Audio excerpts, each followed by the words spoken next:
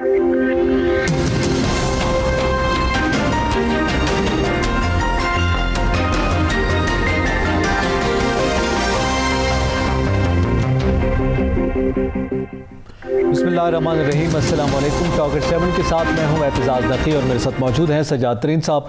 नाज़रीन, आज के प्रोग्राम में सबसे पहले हम जिक्र करेंगे कि कंटोनमेंट बोर्ड के जो इंतखाबात हुए हैं और उसके जो नताइज सामने आए हैं उस पर आज वज़ीर आज़म इमरान खान ने बरहमी का इजहार किया है और बाकायदा तौर पर तज्ज़ियाती रिपोर्ट मांगी है अपने कारकुनान से। इसके साथ साथ हम बात करेंगे कि इलेक्शन कमीशन ने जो वफाकी वज़ीर आज़म सबाती और फवाद चौधरी साहब ने बयानात दिया था उसके हवाले से अपना रिस्पॉन्ड किया है इलेक्शन कमीशन ने, और साथ ही इल्ज़ामात लगाने के हवाले से कुछ सबूत भी मांगे गए हैं, तो इस पर भी बात करेंगे। इसके साथ हम बात करेंगे कि वफाकी वज़ीर ख़ज़ाना शौकत तरीन साहब ने आज गुफ्तगू की है और उन्होंने कहा है कि महंगाई सिर्फ पाकिस्तान में नहीं बल्कि दुनिया भर में हुई है। इसके अलावा कर्ज़ों का भी उन्होंने जिक्र किया है और कुछ सब्सिडी के भी ऐलानात किए हैं, और इसके अलावा दीगर अहम मामलात हैं जैसे कि अफ़गानिस्तान के वज़ीर ख़ारजा ने आज गुफ्तगू की है, उन्होंने पाकिस्तान का भी शुक्रिया अदा किया और अपना पॉलिसी बयान जो है वो जारी किए। जातरी साहब, सबसे पहले तो हम जिक्र करेंगे कैंटोनमेंट बोर्ड के इंतखाबात और उसके नताइज। हम इस पे बात करना चाह रहे थे क्योंकि ये उन दिनों में हुआ जब हमारा प्रोग्राम नहीं था, लेकिन उसके बाद जो नताइज सामने आए हैं उसमें यकीनी तौर पर PTI को बड़ा धचका लगा है। आज़ाद उम्मीदवारों ने मैदान मारा और पाकिस्तान तहरीक नून ने काफ़ी सीटें हासिल की हैं। तो ये गुज़िश्ता जो इंतखाबात हुए थे, यानी जनरल इलेक्शन हुए थे, उसके बरक्स कैंटोनमेंट बोर्ड के जो इंतखाबात हैं उसके मवाजने के हवाले से आज वज़ीर आज़म ने कहा है और बड़ी बरहमी का इजहार किया है कि क्या हुआ है कि हमारा जो पॉपुलरिटी का ग्राफ है वो नीचे जा रहा है। देखें, मैं आपको अर्ज़ करूं कि इसमें कोई शक नहीं है कि हुकूमत को इसमें शिकस्त हुई है, नाकामी हुई है।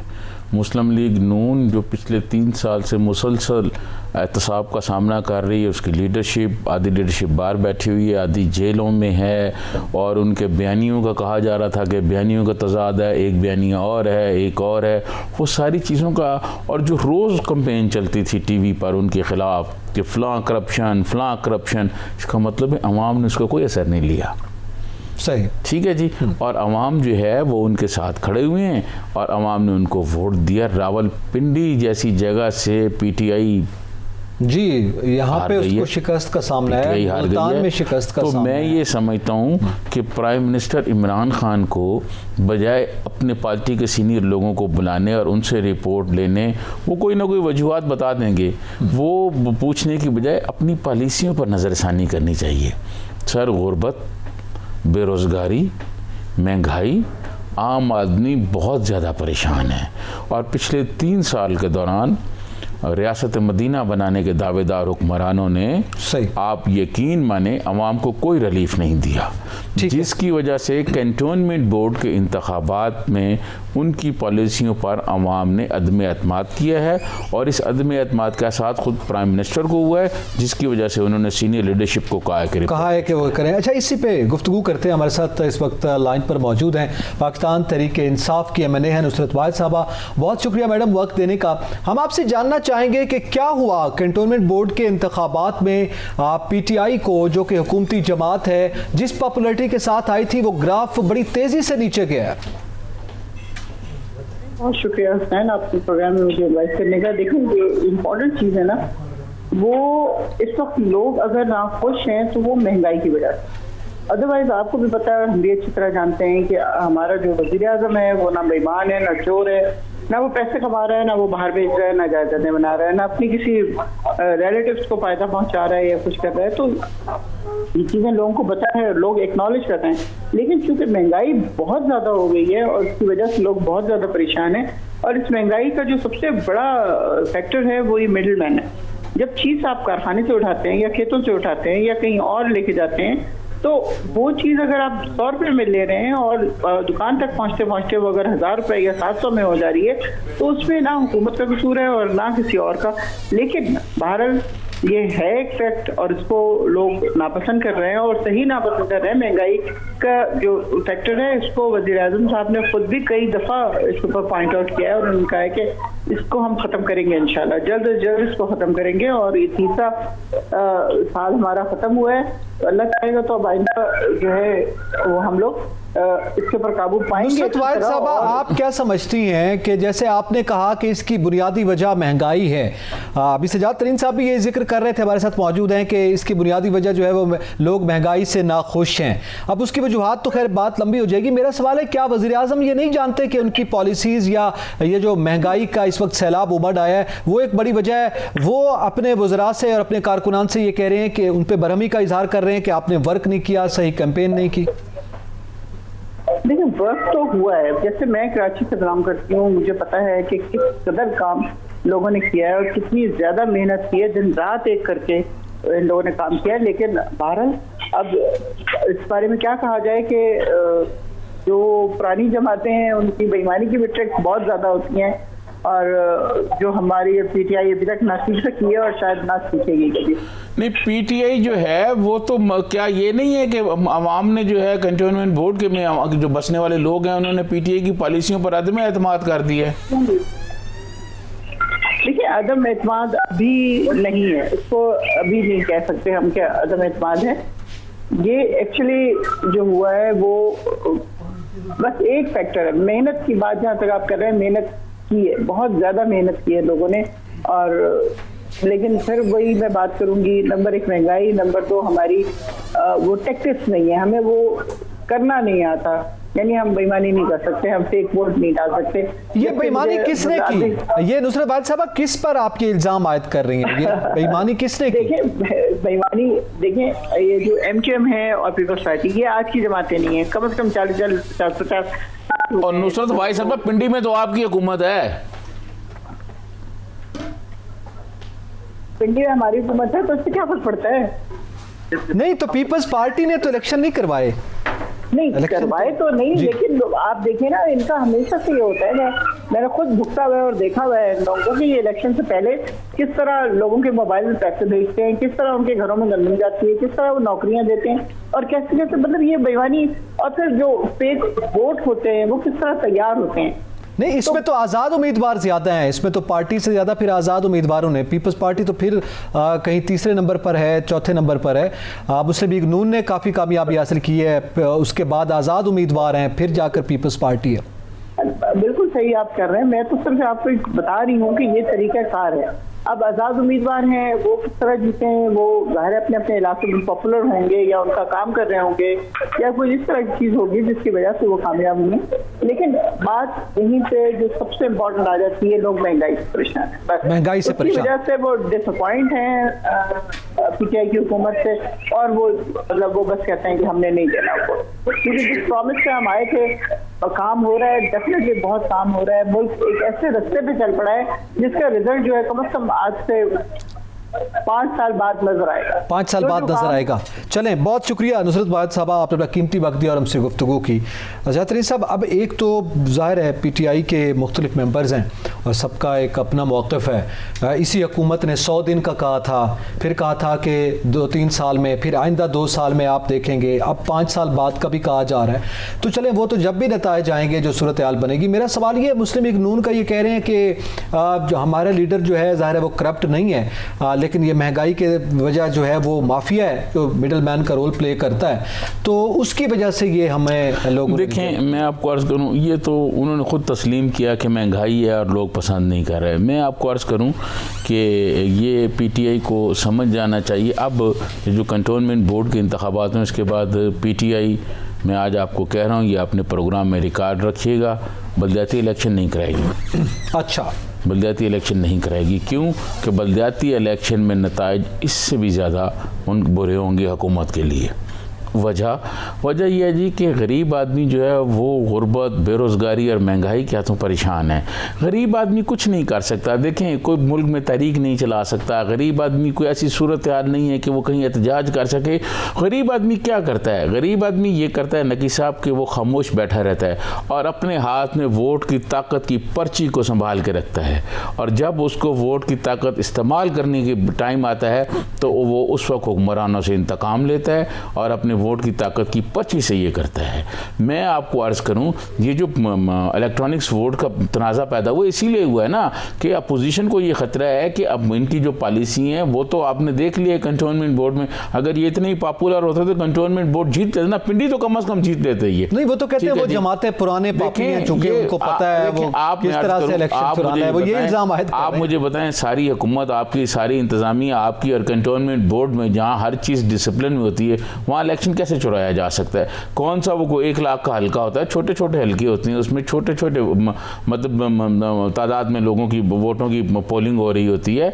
ये कैसे है कि चुरा लेना है जी, चोर हैं जी। अभी वो कह रही थी वज़ीर आज़म चोर नहीं है, खुद प्राइम मिनिस्टर इमरान खान ने कहा था कि जो हुकूमत मीडिया के गले पे हाथ रखती है इसका मतलब है वो चोर, वजीर हुकूमत चोर होती है। सही, इसका हम जो ज़ाहिर छुपाना चाह रही है, कुछ मीडिया पे सेंसर लगाती है वो चोर होती है। प्राइम मिनिस्टर इमरान खान ने ये कहा था कि जब महंगाई होती है तो वजीर आज़म चोर होता है। ये सारी चीज़ें तो वो हो रही हैं। अब अवाम को तो इससे कोई गर्ज नहीं है कि प्राइम मिनिस्टर इमरान खान कोई पैसे नहीं बना रहा है, कोई करप्शन नहीं कर रहा है, लेकिन नीचे अवाम की जो कुव्वत खरीद है वो तो ख़त्म हो गई है। अवाम दवाइयाँ नहीं खरीद सकती, अवाम खाने की चीज़ें नहीं खरीद सकती, और फिर आप ये कहें कि जनाब वो दूसरी पार्टियां जी हैं वो कारीगर हैं, पुरानी पार्टी हैं, इलेक्शन चुराना जानती हैं। भाई आप अपनी पॉलिसी को तो ठीक करें। आप यकीन माने एतजाज़ नकी साहब, आपको तो मार्केट जाने का इत्तेफाक नहीं होता, हम लोग तो मार्केट जाते हैं, वहाँ चीज़ें खरीदते हैं। आप एक हफ्ता चीज़ें खरीदने के लिए जाएं, मुझे ज़ाती तजर्बा है, वहाँ रेट कुछ और होगा। उसके बाद अगले हफ्ते आप जाएं, आप यकीन करें रेटों में इजाफा होगा। सही, कोई रोकने वाला नहीं, कोई पूछने वाला नहीं। आप कहती हैं जी वो पॉलिसी पुरानी पार्टी हैं, वो ये जानती हैं, बाबा उनकी वो चोर होंगे, सब कुछ होंगे, लेकिन उनके जमाने में ये सूरत हाल नहीं थी जो आज सूरत हाल आपने कर दी है। चलें जी, वो बुनियादी तौर पर महंगाई, बेरोजगारी और गुर्बत की वजह से आवाम परेशान है, उनको मौका मिला, उन्होंने हुकूमत के खिलाफ वोट दी। चले, वो आज आ गए थे वज़ीर ख़ज़ाना, हम जिक्र करेंगे वो महंगाई का जो आप जिक्र कर रहे हैं। उन्होंने थोड़ा सा ये कहा है कि ज़ाहिर है इदराक है मेरे ख्याल में हुकूमत को, कंटोनमेंट बोर्ड के इम्तिहानात जो इंतखाबात हुए हैं और उसका जो इम्तिहान हुकूमत को भुगतना पड़ा है वो अपनी जगह पर है, लेकिन उसके बाद भी अगर सूरत हाल बेहतर होती है तो यकीनी तौर पर उस पर भी हम बात करते हैं। यहाँ पे वक्त तो एक ब्रेक का, हमारे साथ रहिएगा।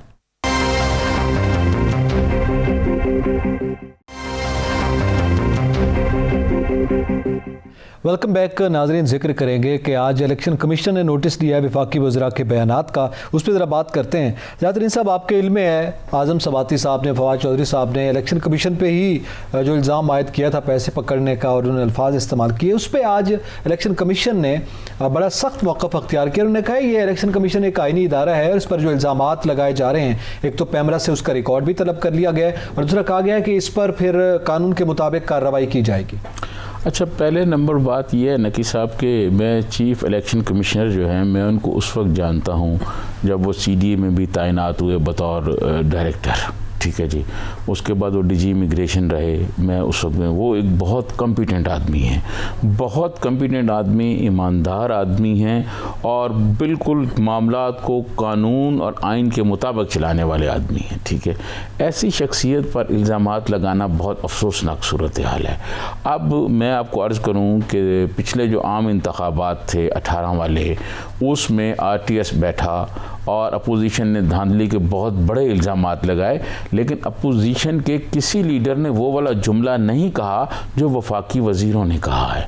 आपने किसी का नहीं सुना होगा। मौलाना फजलुर रहमान साहब हैं, आसफ अली जरदारी साहब हैं, उन्होंने उससे पिछले इलेक्शंस में भी जरदारी साहब ने कहा था कि RO का इलेक्शन है, लेकिन ऐसे जुमले नहीं कहे थे जो दो वफाकी वज़रा ने कहे। मैं समझता हूँ वफाकी वज़रा जो हैं वो हुकूमत का हिस्सा हैं और हुकूमत का हिस्सा होते हुए वो एक आईनी इदारे पे और इस तरह की बात कर रहे हैं और एक इदारे को टारगेट कर रहे हैं। मेरे ख्याल में ये तो सूरत हाल अच्छी नहीं है। सही है, ये हम किस जमहूरियत की तरफ जा रहे हैं? तो ये किस नौयत के अल्फाज इस्तेमाल हो रहे हैं, इस पर बात करते हैं। हमारे साथ लाइन पर मौजूद हैं सीनियर सहाफ़ी हैं, कॉलमिस्ट हैं, तजज़ियाकार हैं, जनाब हाजी नवाज़ रज़ा साहब। बहुत शुक्रिया इस सब वक्त देने का। आज इलेक्शन कमीशन ने भी रिस्पॉन्ड किया है फवाद चौधरी साहब और आज़म सवाती साहब के बयानात को लेकर। क्या देख रहे हैं, मामला कहाँ तक पहुँचेगा? देखिए, इलेक्शन कमीशन में मैं तो समझता हूँ कि जिस वक्त कहा था उसी वक्त ही नोटिस, उसी वक्त उसी लम्हे ले लेना चाहिए था। इनको इतनी जरूरत कैसी हुई कि एक आईनी इदारे के खिलाफ 2 वजीर जो हैं इस तरह के बयान दें कि आग लगा दें, इन्होंने पैसे पकड़े हुए हैं, ये क्या चाहते हैं कि एक आईनी अदारा हुकूमत के मातहत हो? ये दरअसल एक मजाक उन्होंने उड़ाया है एक आईनी अदारे का। वो ये चाहते हैं कि इलेक्शन कमीशन ऑफ पाकिस्तान वो खुद ही चाहते हैं इसका वजूद खत्म कर दिया जाए। वो ये चाहते हैं कि एक ऐसी मशीन मुल्क में आ जाए जब बटन दबाए तो शाम को पता लगे PTI जीत गई है। ये इस तरह का घिनौना किरदार जो है मेरा ख्याल है किसी को नहीं अदा करना चाहिए। समझदारी के साथ, इज्जत और वकार के साथ इलेक्शन कमीशन ऑफ पाकिस्तान खुद भी एक अदालत है। अब ये तौहीन अदालत का इनके खिलाफ केस चलेगा। इंसल्ट किया इन्होंने चीफ इलेक्शन कमिश्नर जो कि दोनों हुकूमत और अपोजिशन के मुतफिका राय से कायम हुए आया है, उसको ये मुतनाज़ा बना रहे हैं। इसलिए मुतनाज़ा बना रहे हैं वो इनके घिनौने अज़ाइम की राह में रुकावट बन गया है। हाजी साहब चीफ इलेक्शन कमिश्नर जो हैं उनको आप भी जानते हैं, मैं भी जानता हूं ज़ाती तौर पर। वो बड़े कॉम्पिटेंट आदमी हैं और बड़े दबंग अफसर हैं। उनकी मौजूदगी में तो ऐसा सोचा भी नहीं जा सकता कि इलेक्शन कमीशन को कोई अपने मकासद के लिए इस्तेमाल करेगा, या ये जो वुज़रा ने कहा है कोई ऐसा हो सकेगा, ये तो मुमकिन ही नहीं है। फिर ऐसी बातें क्यों की गई हैं? ये 2018 का ड्रामा दोबारा रचाना चाहते हैं कि ऐसा चीफ इलेक्शन कमीशन हो कि जो हुकूमत के दबाव के तहत RTS भी बंद हो जाए और कोई रिजल्ट भी जो है इनकी मर्जी के मुताबिक वो निकाल कर दे दें। इस इलेक्शन कमिश्नर के, चीफ इलेक्शन कमिश्नर के जेरे तमाम अफसर जितने भी इंतखाबात हुए, मासरा 1-2 इंतखाबात के, तमाम इंतखाबात पे अपोजिशन ने एतबार किया।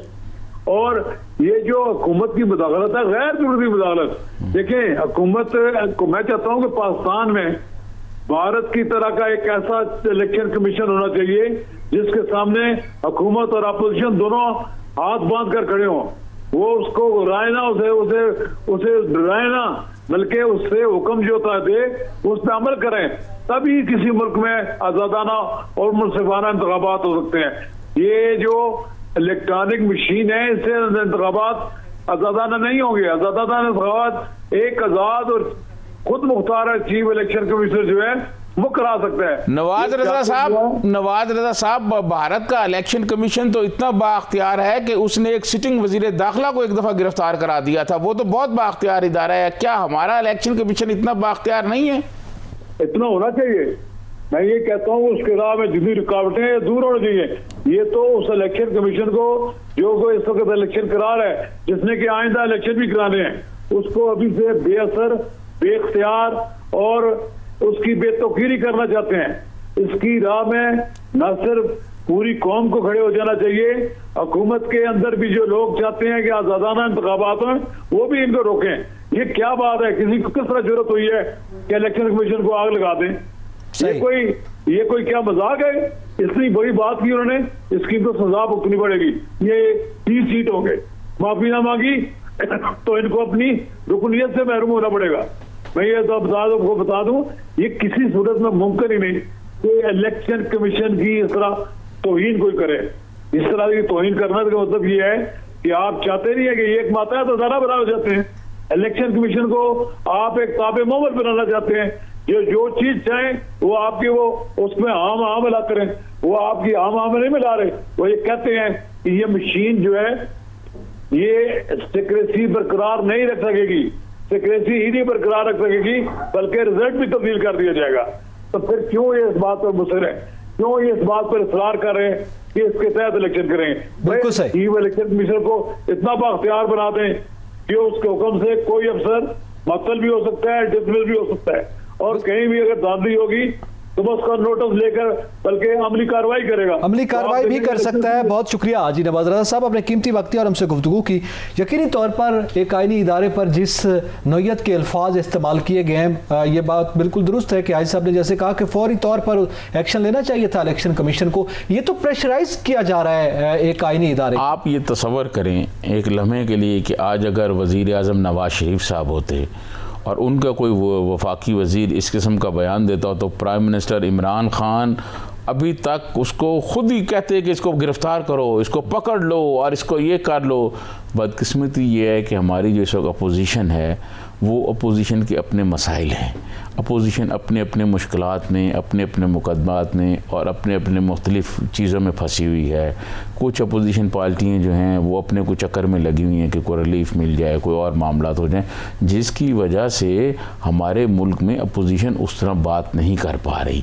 देखें, मैं आपको अर्ज़ करूँ, वफाकी वज़रा जो बात कहते हैं, वफाकी वज़रा जो कहते हैं वो तो हुकूमत की तर्जमानी कर रहे हैं। अगर हुकूमत की आईनी इदारों के कोई इसी तरह कहना शुरू कर दे और आईनी इदारों के बारे में इस किस्म के जुमले इस्तेमाल करना शुरू कर दे, तो फिर कौन आईनी इदारों की रिस्पेक्ट करेगा? आप मुझे बताएं, जो बाकी मुल्क में आईनी इदारे हैं फिर उसकी कौन इज्जत करेगा? आप मुझे बताएं। फिर तो कोई नहीं करेगा ना। जब वफाकी वज़रा इस तरह की बातें कर रहे हैं तो आप अपोजिशन वालों को कैसे रोक सकेंगे कि अपोजिशन वाले फ़लाँ बात ना करें जी, फ़लाँ बात ना करें जी? वो तो फिर बाकी जो दीगर इदारे हैं वो अपोजिशन तो उधर भी शुरू हो जाएगी, बाकी लोग भी शुरू हो जाएंगे। तो मैं ये समझता हूँ कि चीफ इलेक्शन कमीशनर को इस पर सख्त नोटिस उन्होंने जैसे लिए है, ये गुस्सा अब वो एक्शन भी होना चाहिए। सवाल ये कि गुस्सा क्यों है? क्योंकि ईवीएम को कबूल नहीं कर रहा इलेक्शन कमीशन, इसलिए प्रेशराइज किया जा रहा है कि मैनिपुलेट किया जा सके। इलेक्शन कमीशन जो है उसके तहफ़्फ़ुज़ात हैं उस सिस्टम पर, उस मशीन पर जो मशीन ये लाना चाहते हैं, ठीक है। और उसने अपने जो तहफ़्फ़ुज़ात बताए हैं, उन्होंने जो मेरे ख़्याल में 37 के करीब सवालात उठाए हैं, उन सवालात का जवाब देने की बजाय आप इलेक्शन कमीशन पे इस तरह बातें शुरू कर दें, इसका मतलब ये है कि दाल में कुछ काला है और हुकूमत जो है उस मशीन को जिस तरह कहा जा रहा है, अपोजिशन इल्ज़ामात लगा रही है कि वो अपने मकासद के लिए इस्तेमाल करना चाहती है, क्योंकि RTS सिस्टम बैठा उसको आज तक कोई पता नहीं चला कि वो कैसे बैठ गया। फिर इलेक्शन जिसने इलेक्शन कराना है, जिसने सारी चीज़ें देखनी है, वो जब उस पर अदम एतमाद कर रहे हैं, वो बता रहे हैं कि इसमें ये प्रॉब्लम्स हैं, ये नहीं हो सकेगा, तो फिर उसके बावजूद हुकूमत का ये कहना कि नहीं जी हम ये कराएंगे और इलेक्शन कमीशन कौन होता है, और फिर इलेक्शन कमीशन में जुमले बोलना, ये दरअसल कुछ तो है फिर जिसकी पर्दादारी है। तो ठीक है, ये उसी पर्दादारी के तहत ये सब कुछ किया जा रहा है। उस पर फिर वो कहते हैं कि आग पे पेट्रोल का काम किया है कंटोनमेंट बोर्ड के इंतखाबी नताइज ने। नहीं देखें, इंतखाबी नताइज तो हुकूमती जो पॉलिसी है ना जी, वो उन पर लोगों ने अदम एतमाद कर दिया है। लेकिन उस पर जाहिर है जो इस वक्त और इलेक्शन कमीशन गुस्सा है इनको, वो गुस्सा भी आप निकाल लें उन पर, लेकिन वो क्या करें, इलेक्शन कमीशन क्या करे जब लोग ही वोट आपको नहीं देना चाहते? मैंने अर्ज किया ना कि लोग पर्ची लेके बैठे होते हैं, गरीब आदमी कुछ नहीं कर सकता, वो जुल्म सहता रहता है, लेकिन जब उसको वोट डालने का मौका आता है तो फिर अदम एतमाद कर देता है। लोगों ने अदम एतमाद कर दिया, PTI पिंडी से हार गई है, पंजाब में उनकी गवर्नमेंट है, भरहमी तो है ना। बस वो साहब, हम अक्सर एक जुमला मैं आपसे पूछा करता हूं कि आज वजीर आजम साहब फिर बरहम हो गए, तो आज वो फिर बरहम हो गए। बरहमी वजीर आजम की जानिब से भी है, विफाकी वज़रा जिस नौयत के बयानात दे रहे हैं तो वो भी ये शो कर रहा है कि किसी हद तक गुस्सा है, नाराज़गी है, परेशानी है, क्या है जिसकी वजह से अब इदारों पर चढ़ दौड़े हैं। और आज़म सवाती साहब और फवाद चौधरी साहब के बयानात पहले भी, इससे पहले भी मुख्तलिफ इदारों के हवाले से या अपोजिशन के हवाले से जो अल्फाज का इस्तेमाल है उस पर तो वैसे ही तहफ़्फ़ुज़ात रहे हैं। देखिए, मैं आपको अर्ज़ करूं कि ये बड़ी बदकिस्मती रही है कि PTI ने आके ना एक ऐसा कल्चर दे दिया। उससे पहले भी हालात को इतने अच्छे नहीं थे कि मैं कहूँ कि बहुत अच्छे थे, ऐसी बात नहीं है, लेकिन मैं ये समझता हूँ कि पहले फिर भी कुछ थोड़ी सी वज़ादारी थी। उसकी मैं आपको एक मिसाल देता हूँ कि बहुत शदीद एहतसाब हो रहा था आसफ़ अली ज़रदारी साहब का, वज़ीर दाखिला थे चौधरी शुजात और मियाँ नवाज शरीफ प्राइम मिनिस्टर थे। सेनेट का इजलास हो रहा था, सेनेट के इजलास में खड़े होकर आसफ़ अली ज़रदारी के मुकदमात के हवाले से बात हो रही थी। चौधरी शुजात खड़े हुए जो वज़ीर दाखिला थे उस वक्त, उन्होंने कहा कि मैं बतौर वज़ीर दाखिला ये अब बताना चाहता हूँ कि आसफ़ अली ज़रदारी पर जो मंशियात केस बना है वो झूठा है। देखें, एक वज़ादारी थी उस वक्त, ठीक है। अब तो कोई चीज़ नहीं है, अब तो आप कहते हैं हर चीज़ बुलडोज करते जाए, ऐसा नहीं होता। मुल्क ऐसे नहीं चलते, मुल्क चलते हैं एक आइन, एक कानून के मुताबिक। एक आइन होता है सर, आइनी इदारे होते हैं, हर इदारे का अपना अपना रोल होता है। अगर हुकूमत कहे कि वो इदारा भी हमारी मर्ज़ी के मुताबिक करे, वो इदारा भी हमारी मर्ज़ी के मुताबिक बटन दबाएं और इंतखाबात तो फिर ऐसे सर नहीं होगा। और बटन दबाने से इंतखाबात जीतने वाली जो ख्वाहिश है ना, वो ख्वाहिश ही है, वो ऐसा नहीं हो सके। सकेगा। तो मैं ये समझता हूँ नहीं, हर तबका, ज़िया तरीन साहब, I am sorry to cut you, हर तबका, यानी मीडिया के हवाले से कल एहतजाज हुआ, मीडिया का जो तारीखी वाक़या जो कारनामा सर अंजाम दिया हुकूमत ने प्रेस गैलरी का ताला लगाकर, उसके बाद फवाद जोशी साहब ने जो आज, जो कि एक आम तौर पे होता है, मीडिया को बुलाया जाता है, सहाफ़ी आते हैं, जिस तरह से उन्होंने वीडियो पैगाम बयान जारी कर दिया है, तो जाहिर है ये अब आप इस बात से अंदाज़ा करें कि इंफॉर्मेशन मिनिस्टर जो है वो बैठे हुए हैं और वो सहाफ़ियों को नहीं बुलाया गया कि जी वहाँ कोई तसादम ना हो और वो कुछ ना हो। मैं ये समझता हूँ कि हुकूमत कुछ ना करे, सिर्फ अपनी पॉलिसियों पर नज़रसानी करे, जो गरीबों को मुश्किलात हैं वो मुश्किलात कम करे।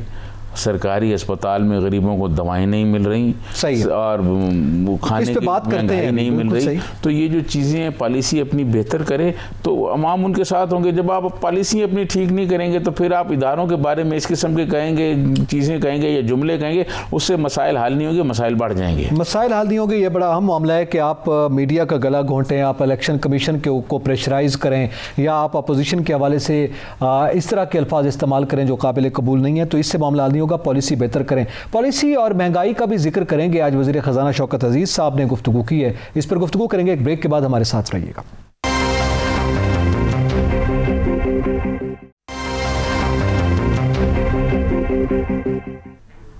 वेलकम बैक नाज़रीन। बात करेंगे वज़ीर ख़ज़ाना शौकत तरीन साहब ने आज गुफ्तगू की है और उन्होंने कहा है कि एक तो वो ख़ास जो बुनियादी अशियाए ज़रूरियाँ हैं उस पर सब्सिडी देंगे और टारगेटेड सब्सिडी भी उनका ख्याल है कि वो जो एहसास प्रोग्राम का डाटा है उस बुनियाद पर दी जाएगी। इसके अलावा उन्होंने कर्ज़ों पर और महंगाई पर तबसरा किया है। ज़िया तरीन साहब, मेरे ख्याल में ज़्यादा खुश्क बातें नहीं करनी चाहिए, कोई अच्छी बात भी कर लें। आज वो सब्सिडी की बात कर रहे हैं और उन्होंने कहा है आटा, घी, चीनी और दालों पर कैश सब्सिडी दी जाएगी।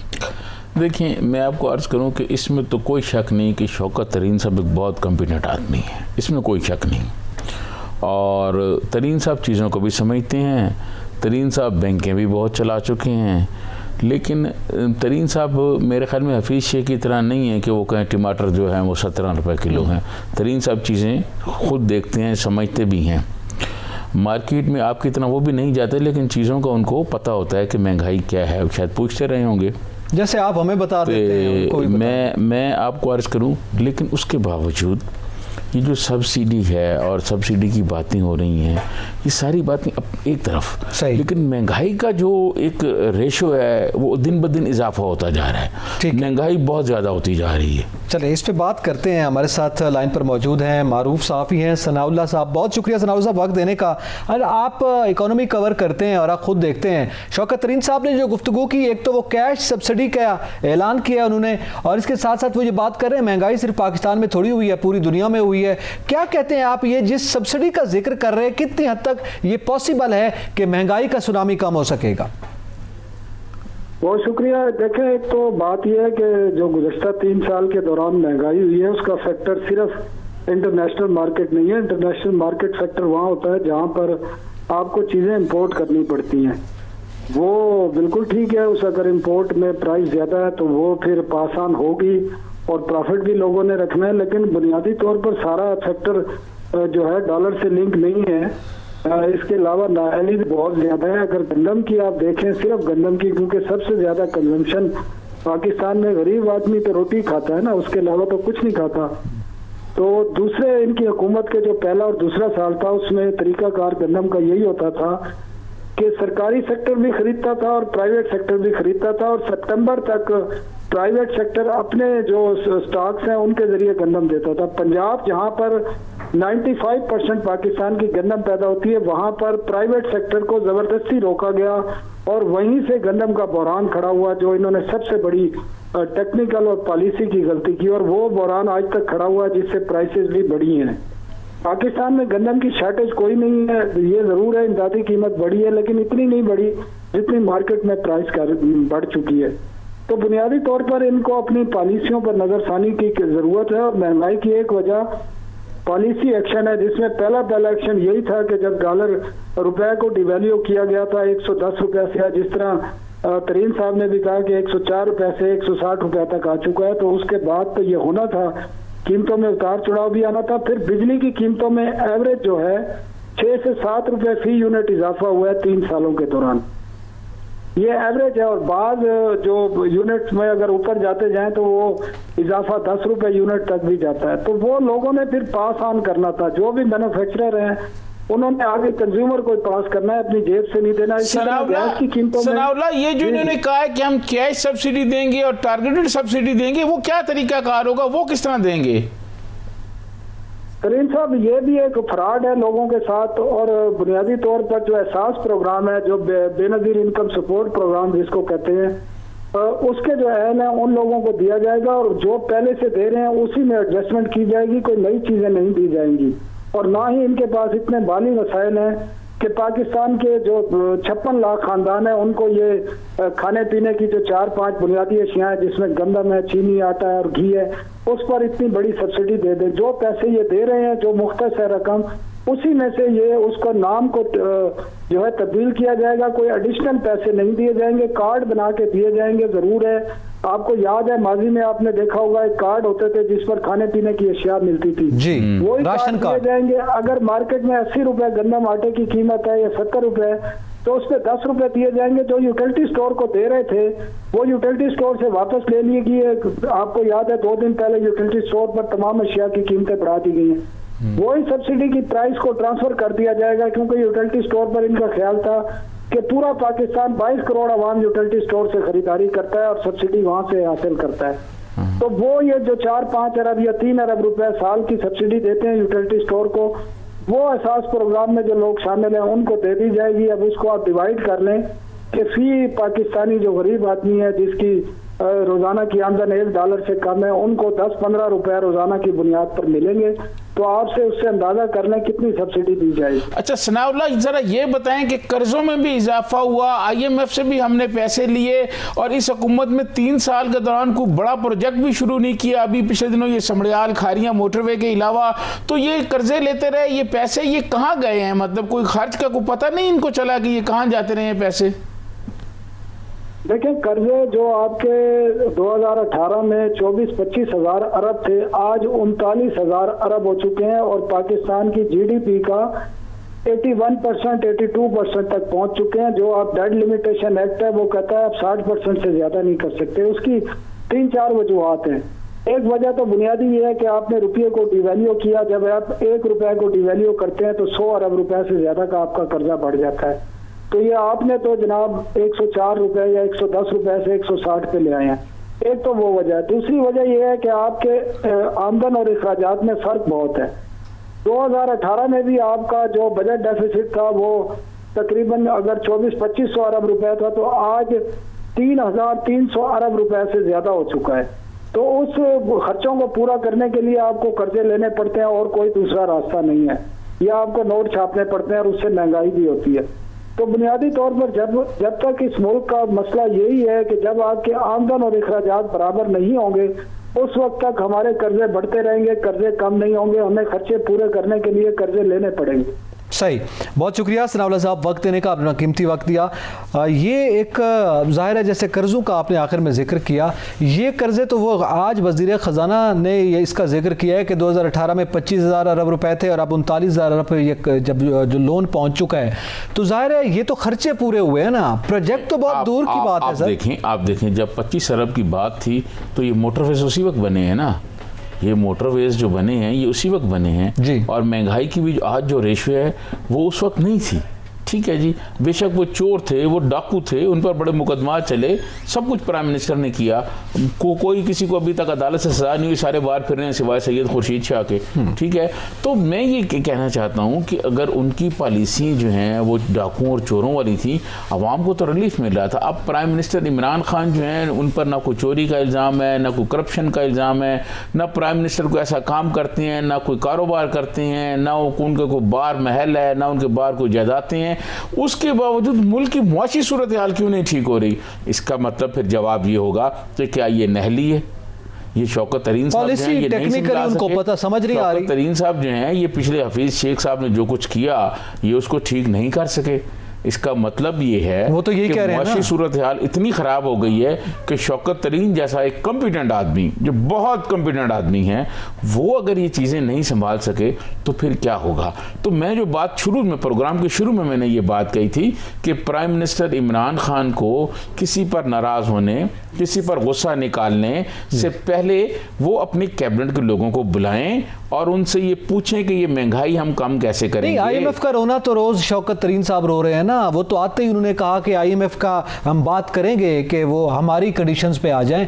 आईएमएफ तो एक बड़ा फैक्टर है, जाहिर है वो लोन जो पहले से मौजूद था उसको फिर कंपनसेट करने के लिए और लेना पड़ा। ये बात तो रोज वज़ीर आज़म भी करते हैं और शौकत तरीन साहब भी यही कह रहे हैं। आप देखें कि क्या शौकत तरीन साहब वो वजीर खजाना है जो पीपल्स पार्टी के साथ भी रहे और सबसे शॉर्ट टाइम में इन्होंने आईएमएफ से पैसे लिए थे उस वक्त। बिल्कुल सही। उस वक्त आईएमएफ में बहुत कम टाइम पर इन्होंने मुज़ाकरात किए और उनसे पैसे लिए। ये तो शौकत तरीन साहब मुझे एक इंटरव्यू में बता चुके थे, ठीक है जी, या पीपल्स पार्टी के साथ थे। तो हफीज शेख साहब भी तो पीपल्स पार्टी के साथ थे। हफीज शेख भी पीपल्स पार्टी के साथ थे। तो मैं ये अर्ज कर रहा हूँ कि ये जिस कंडीशन पे ये कर्जे लाए वो कंडीशन इतनी मेरे ख्याल में सख्त हैं कि मुल्क की जो मुआशी सूरत हाल है वो बेहतर होने की बजाय दिन ब दिन खराब होती जा रही है। प्राइम मिनिस्टर इमरान खान से एक गुजारिश है कि वो मुल्क की मुआशी सूरत हाल को बेहतर बनाने के लिए सारे काम छोड़ दें। सबसे पहले वो मुल्क की जो मुआशी सूरत हाल है, अपनी जो मुआशी पॉलिसी है, उसमें कोई इनकलाबी तब्दीलियाँ लेके आएँ ताकि आम आदमी जो है, आम गरीब आदमी जो है, उसकी हालत बेहतर हो। ये कारखाने लगाने से मुल्क तरक्की करता है, पनाहगाहें बनाने से नहीं होता, यतीम खाने बनाने से मुल्क तरक्की नहीं करता। चलें, मैं जाते जाते थोड़ा सा जिक्र कर लें। सियात तरीन साहब, आज अफगान वज़ीर ख़ारजा ने बात की है, पाकिस्तान समेत तमाम ममालिक जिन्होंने इमदाद दी उनका शुक्रिया भी अदा किया। साथ उन्होंने कहा कि जनाब जो गुज़िश्ता उनकी हुकूमत थी, उनकी जो पॉलिसीज़ थी वो जारी रखी जाएंगी बशर्ते कि वो हमारे साथ या हमारे नज़रियात के साथ मुतसादिम ना हो। देखिए, मैं आपको अर्ज़ करूँ, सबसे पहले तो तालिबान ने अभी तक ये नहीं बताया कि उनका तर्ज़ हुक्मरानी क्या होगा, वो किस तरह तर्ज़ हुक्मरानी चाहेंगे, वो किस तरह की इस्लामी हुकूमत चाह रहे हैं। क्योंकि उन्होंने जिस तरह सुप्रीम हेड बनाए हैं, जिस तरह बनाए हैं, इस तरह की कुछ चीज़ें ईरान में हैं, तो क्या वो उस तरह के कॉपी कर रहे हैं निज़ाम। पहले उनको ये बताना चाहिए कि वो अपने मुल्क को किस कानून, किस आइन के तहत चलाएंगे। कोई अबूरी आइन दें, अबूरी कानून दें, बताएं उन लोगों को। फिर उसके बाद अंदाज़ा किया जा सकता है कि क्या ये इन जो पिछले मुआहदे हुए इनके नज़रियात के ख़िलाफ़ हैं या नहीं है। ठीक है, यानी अपने जब तर्ज़ हुकूमत वाज़े होगा तो उसके बाद ही मुतसादिम है कि नहीं है ये वाज़े कर दिया जाएगा। नाज़रीन, इसी के साथ ही एतज़ाज़ नकी और सियात तरीन को इजाज़त दीजिए। अल्लाह हाफ़िज़।